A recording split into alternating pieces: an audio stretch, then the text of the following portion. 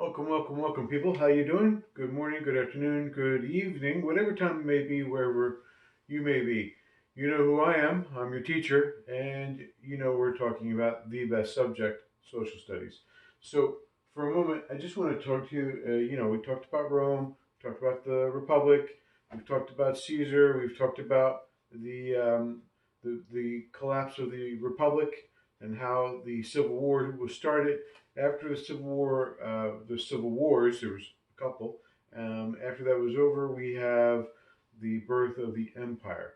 So the next segment of what we're going to be talking about is really this week you're going to be doing a set of documents based off of the fall of the Roman Empire, and you're going to be asking the question, why did the Roman Empire fall?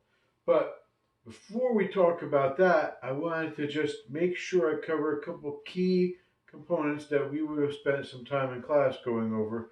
And this is important because this, again, is going to be part of your end of this unit test. Yes, I did say that. And that's going to be sometime after break. So let's talk about Rome. So you can see how these are the trade, the areas of trade. You can see how things are transported from one side of the empire to the other. And it's pretty much these purple ones are the Roman roads. The Roman roads were much more extensive than that. And I think there's a picture later on. They were much more extensive, and even today, some of those roads are still around, believe it or not. We're going to talk about the differences in concrete because concrete of the ancient world and the concrete of today are two different things. The concrete outside the school on the walkway is made differently than concrete that the Romans were using. And that's very key. That's very, very important for us to understand. There's a big difference. And just to be clear, there's structures that the Romans built 2,000 years ago that are standing today, and there's structures that were built 50 years ago that are falling down. So let's go forward. The Roman road. You can see here's a graphic of the way it was road made. Many cases, the soldiers it would be part of their work, their job. It would be to expand the road system, to run the road system. They were great. Many of the legions were junior level, very junior level engineers because they had spent so much time working in the field of engineering.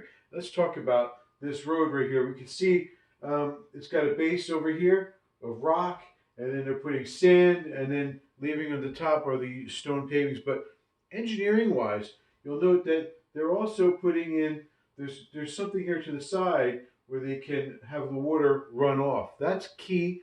That's something that you probably don't even realize is on the road. Next time you're able to go out, you'll look on the side of the road, you'll always see there's something on the side there for the water to run off into. Because water is one of those great solvents that does eventually wear down rock or concrete or anything. You can see it just in the mountains when we've talked about the ancient world. Water would get there, get on the mountains, it would freeze, it would thaw, it would freeze, it would thaw, and that would crack the stone. Same thing happens with concrete: freeze, thaw, and it eventually will crack the concrete if it's allowed to sit there. So you got to have a place for the water to run off of. In this case, it doesn't matter. It's stone concrete; it'll still crack. So they have something that'll run off to the side.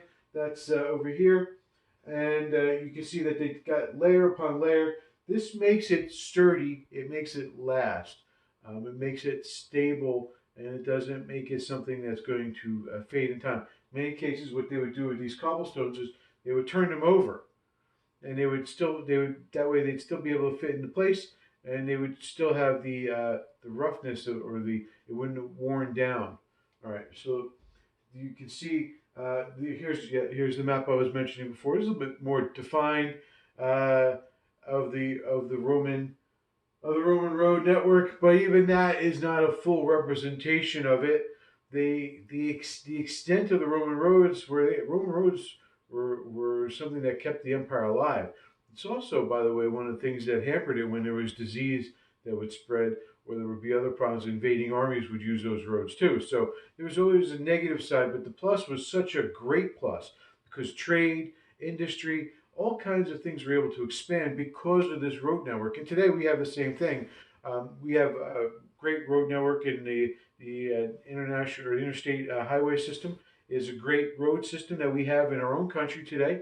That's Route 80, that's Route 84, Route 81. Those are the 78, 280, 287, Route 95. 95 goes the entire length of the East Coast, and Route 80 goes across the entire country. So it shouldn't be a surprise that our country, which is so great in its ability to have such a great economic power, such a great cultural power throughout the world. Part of that reason is because we do have a great internal network, and consequently, the next generation of the highway system, what they call it, the superhighway, is the internet, which is what you're using right now, of course. And that's the who controls that is a big question for the future, because just like whoever controlled the ancient roads of Rome, they controlled Rome. Whoever controlled the highways of the United States controls the United States, and the same is going to be true for when it comes to the internet. So keep that in mind as we go forward. I want to make sure that you talk about these right here, aqueducts. This isn't just an aqueduct, to be clear. The water runs up here at the top, but little walkway here, roadway here. You can see there's a little symbol that they have there in the corner with the water. Isn't that cute? Little tiny little thing over there. The water is flowing. This is what makes the engineering of this so fantastic. It's not just that this great structure is made in poured concrete and stone. It's not just that.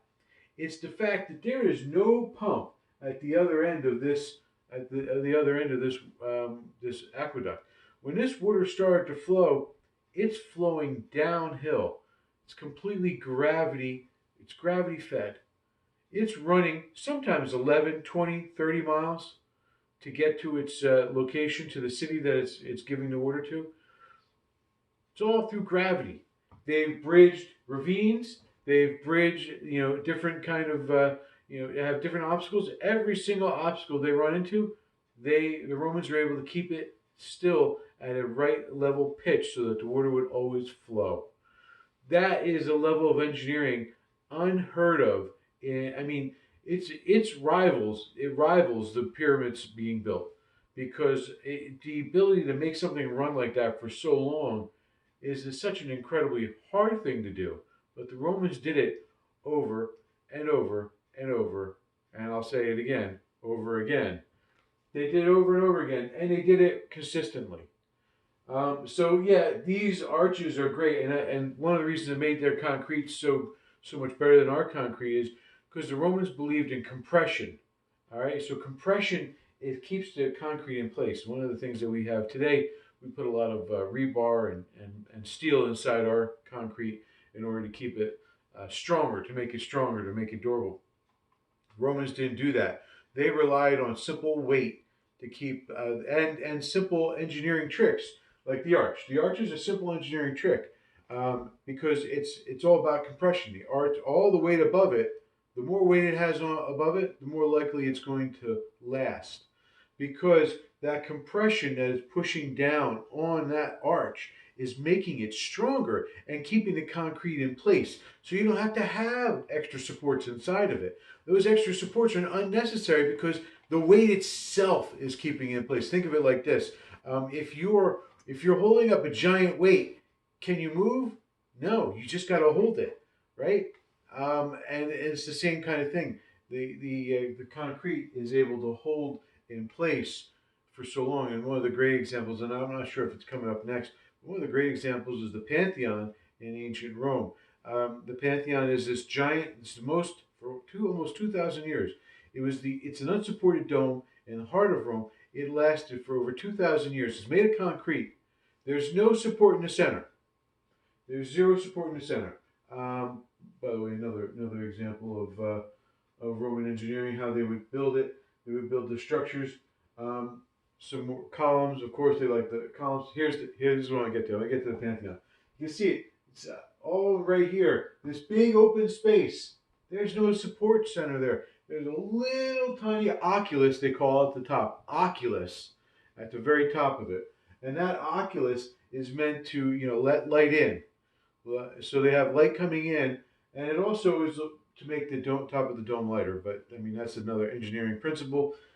You can see that they use the arch effectively too in different areas when they built the building, I want to make sure you understand that there's no support in this part of the dome. None. It's this layer and layer of concrete. They lightened it as it went to the top. They made sure to use they would use little tiny clay pots, like a little ball of empty clay. They would stick that into the mix because that would lighten the overall load as they would, and it also would tie it together a little bit better. It wasn't though steel. It was little pots of emptiness. So pockets of air, call it. So this is very effective. Now, um, what are we doing going forward? Because that pretty much ends the discussion on concrete. I want to pull up. Let's close this out real quick, and we'll pull up. Excuse me as I step across the field of vision.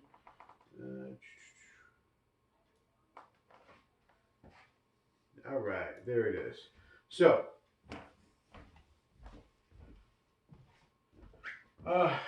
This is going to be up on your screen. You can look at this at your leisure. This is document A of answering the question, what is the decline and fall of the Roman Empire? Again, just a reminder for those of you who have forgotten doing these documents. These are document-based questions. Each document is going to help you answer the ultimate question, which is always at the bottom. Help explain the decline of the Roman Empire. So why did the Roman Empire decline and eventually fall? And why do we have to why do we have this knowledge today? Is because if you look back at this document, you'll be able to answer these questions over here by looking at that, and you'll be able to draw your first conclusion from this document as to why Rome decline and eventually fall. So this will be your first part. Remember, when we come back, you're going to have to do an essay on this. So this week we're doing the 5 documents associated with this. Next week we're doing, after break, we're doing the essay. So keep that in mind that you're writing an essay eventually after you get done the series of documents. There's also going to be the background document. It's a solid document. You should make sure you watch it. By the way, those of you who are listening to this, that's good because I'm going to be pulling key points throughout the week on this video for your do nows. So make sure that if you haven't watched this, you'll be able to, if your friends haven't watched this, make sure you tell them, oh, Mr. B said he's going to be using for the do now segments from this, and actually for segments from the other videos. So it's time to start watching, making sure you're paying attention. Listen, it's only 25 minutes of your time. I think you can put the time in there from playing, from doing all the other work. By the way, I hope you're washing your hands, kiddies. Make sure you get in there between. Make sure you get in between those fingers, okay? Make sure you clean your hands.